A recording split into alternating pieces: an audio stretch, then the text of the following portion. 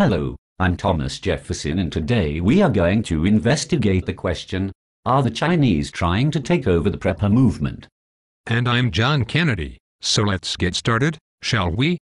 The apparent takeover of the self-reliance and preparedness community has begun. Is this a takeover by foreign investors? Scott Valencia is a well-known person in the gaming and computer industry, and for his takeover abilities and his ability to create shell corporations. So, why is Scott involved in foreign money? Is it just a money or power thing or something else? Scott, also known as Bobby Da Vinci on Facebook, has expanded to the Self Reliance Expos and has partnered with Ron Douglas, Colorado Ron, to form a new company, Redshed Media Group, a wholly owned subsidiary of Redshed Ventures. No verification yet that this company exists in the state of Colorado. In addition, is now believed that they have started a non-profit corporation possibly under a different name, and why also is this man that is known in the gaming world portraying himself as a woodsman or preparedness person. In addition to taking over the Self-Reliance Expo, they have now acquired the Preparedness Radio Network that was once owned by Dr. Prepper in an attempt to gain credibility within the prepper community. Why are foreign investors trying to take over the Self-Reliance, Preparedness, and prepper community? And why would well-respected preppers go along with it? There's also has been rumored that they would like to take over other prepper networks, and to dominate the market under their control, as well as partner with well-known host and other networks. Let us look into the background information on Scott Valencia to understand what and or who is behind this. The first point to consider is allegations given by Tonya Welsh about Scott Valencia that was enough to give the new CPA names like Ryan Schumacher and Hunter Lewisite to add some gaming gravitas to the project and apparently try to cast a doubt as to whether Mr. Valencia is still or ever was involved with the new CPA at that time. Thus, the key question becomes who are these new representatives and how, if at all, have they been involved with Mr. Valencia in the past? According to Miss Welsh, Mr. Valencia would do all of the negotiating with the owners to get the CPLIP. The rest of us were to stay hidden in the background. Why? Because, and there is a lot of history behind this, the owners would never sell if they knew who constituted the group making the purchase. It was Mr. Valencia's intention, from the very beginning, to deceive the owners about who was included in the partnership. Mr. Valencia looked forward to surprising the owners with this information when the purchase was finally complete because he delighted in the idea of fooling them. It was an exercise in revenge for him. Furthermore, we had to stay in the background because we were all still working for, and are affiliated with, CGS. Not only would the CPL owners not know about the three others in the partnership, Mr. Valencia would get an agreement from them to not reveal his involvement either.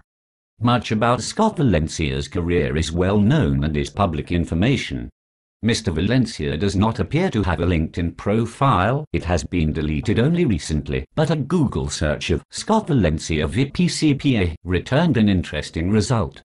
Is Scott Valencia still involved with the CPL? If there was no merit to Tonya Welch's allegations, why is Mr. Valencia no longer the public CEO of the CPL? Currently there are no solid answers to these questions. However, there are breadcrumbs and a trail that leads in an interesting direction. Other interesting questions arise when we study the supposed corporate structure of the CPA. First, the CPA was allegedly acquired by a Middle Eastern investment group. Then at some point it was called the CPA Holding Group, LLC, with no mention of the Middle Eastern investment group.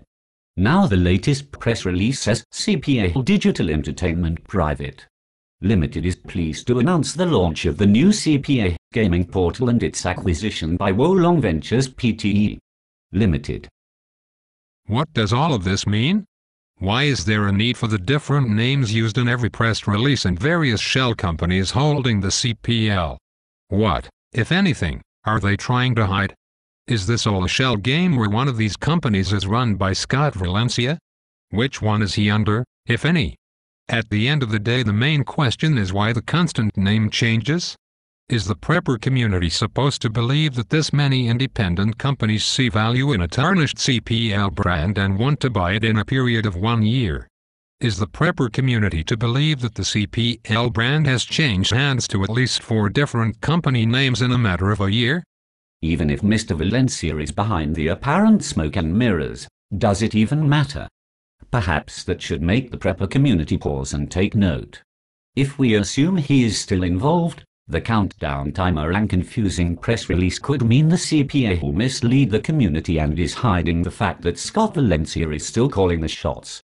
It is now known Scott Valencia is involved in shell games and foreign money, with partners in our corporations supported by Singapore, China, Korea, and the Middle East, most of the time being hidden by other companies.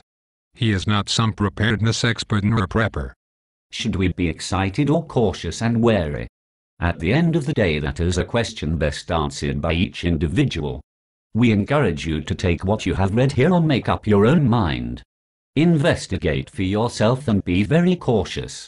It is our view that we should stay away from anyone involved in this matter and be on our guard at all times. Should we stay clear of all of this and stop the foreign takeover? Or accept that this is just another way for them to make a buck at our expense? That is up to you to decide. On behalf of Mr. Jefferson and myself, consider what we have said in good day.